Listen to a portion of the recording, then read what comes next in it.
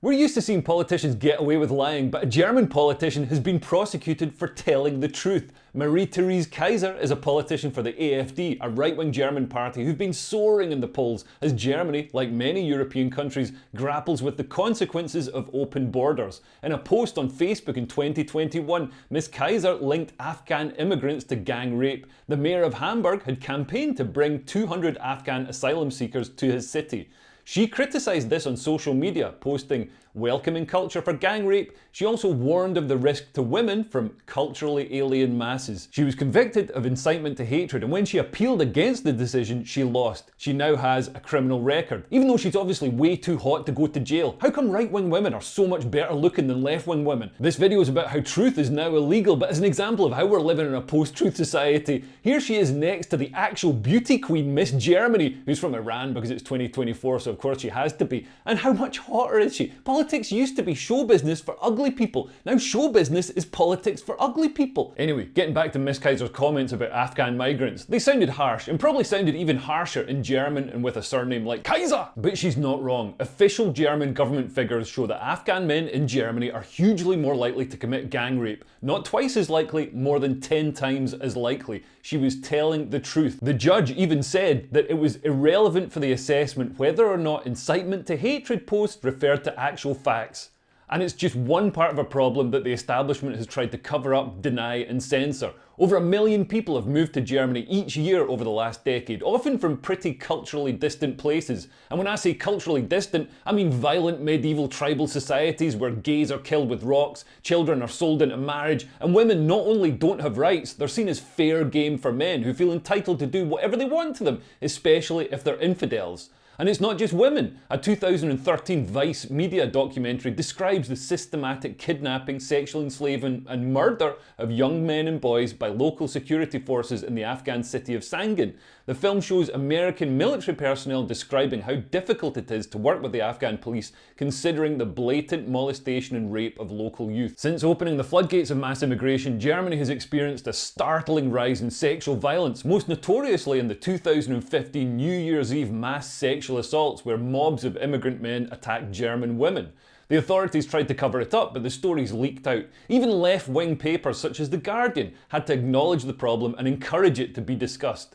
It's surely understandable that a woman such as Miss Kaiser might have concerns about this, and you'd think the left-wing political establishment, which is usually so keen to appear feminist and stand in solidarity with women, would listen to her. After all, when the Me Too movement exploded, the left-wing establishment said that they believed all women and pledged to make systemic changes to protect women. Weirdly, they seem to think that rape is when a man puts his hand on an actress's knee, but look the other way when far more brutal crimes are committed. One explanation for this is that under left-wing critical race theory, the rape of native Europeans by immigrants is some sort of social justice. It's reparations for centuries of perceived oppression by one group over another. Well, whatever the reason, it's weird to see leftists make excuses and find reasons to condemn Miss Kaiser. Some people have said, "Oh, but she's blowing it out of proportion. It's just a tiny proportion of Afghan men committing gang rape." But Miss Kaiser isn't suggesting that all Afghan men commit these crimes. There are 419,000 Afghans living in Germany. Only a few hundred committed these crimes. But it's about proportionality and the increased risk to women. With Afghans more than 10 times as likely to commit these crimes, you're inevitably going to have more of these crimes if you bring more Afghans in.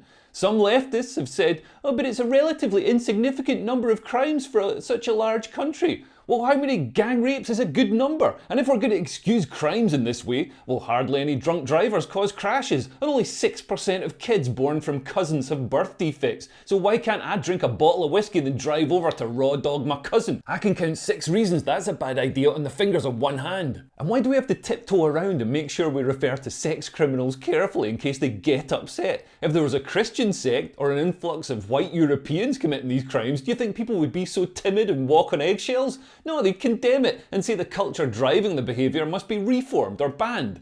To put this in context, the same week that Miss Kaiser lost her appeal, a police officer of Turkish origin, identified as Tayfun A, was found guilty of raping a 21-year-old colleague in Frankfurt. He received a suspended prison sentence, so he's not going to jail, and agreed to voluntarily pay €8,000 compensation to his victim. That's not a fine, that's a voluntary offer.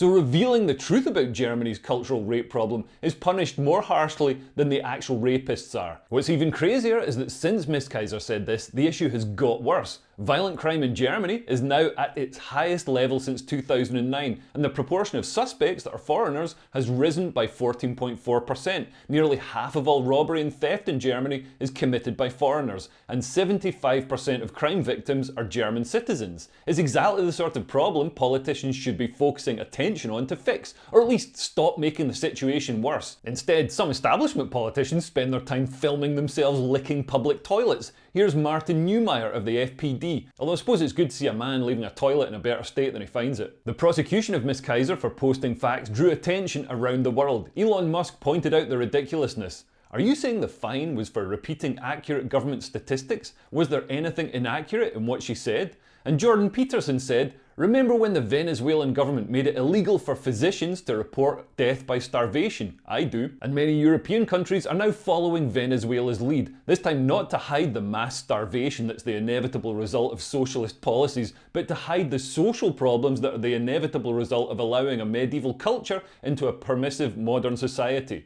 Sweden stopped recording the ethnicity of criminals completely, and according to Tory MP Neil O'Brien, the British government has stopped recording key information about the effects of immigration on Britain's welfare system, tax take, crime levels, and prison system. He claims the Office for National Statistics has even stopped recording how many foreign nationals are living in Britain.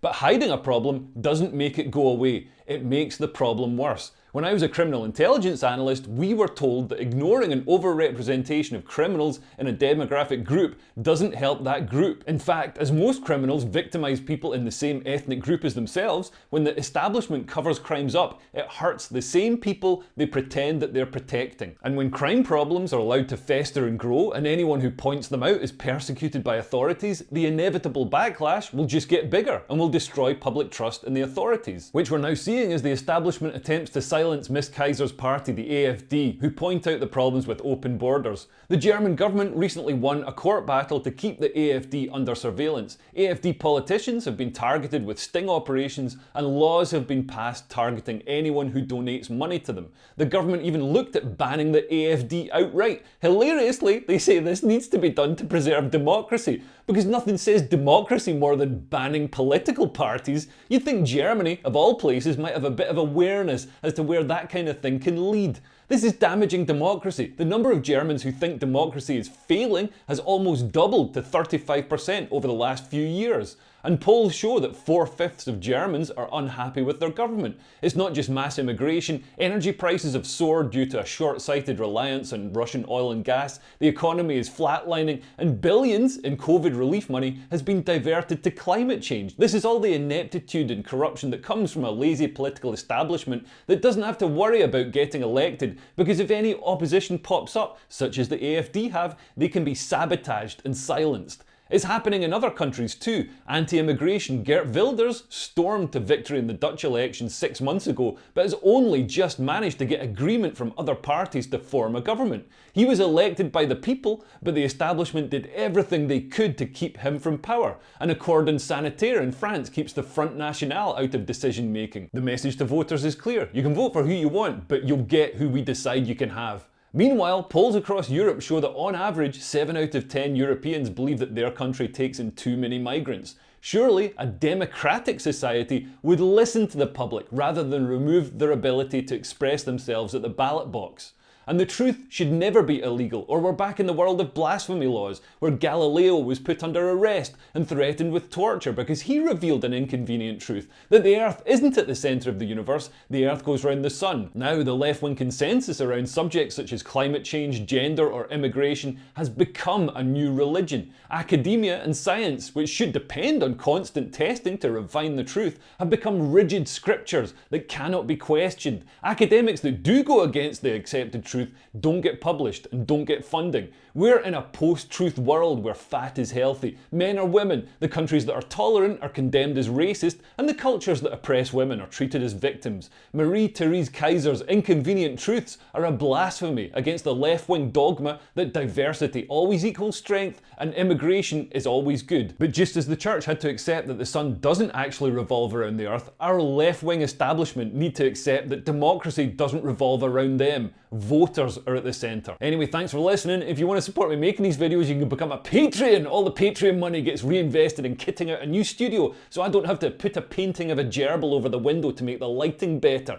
And you get some Patreon-only content. I know there's some dispute over whether Galileo was persecuted by the Catholic Church and the Roman Inquisition or not, but regardless of whether he was or not, he's a resonant example of a truth-teller persecuted by ideological authorities, so that's why I used him. Anyway, thanks for listening. I love you lots. Bye.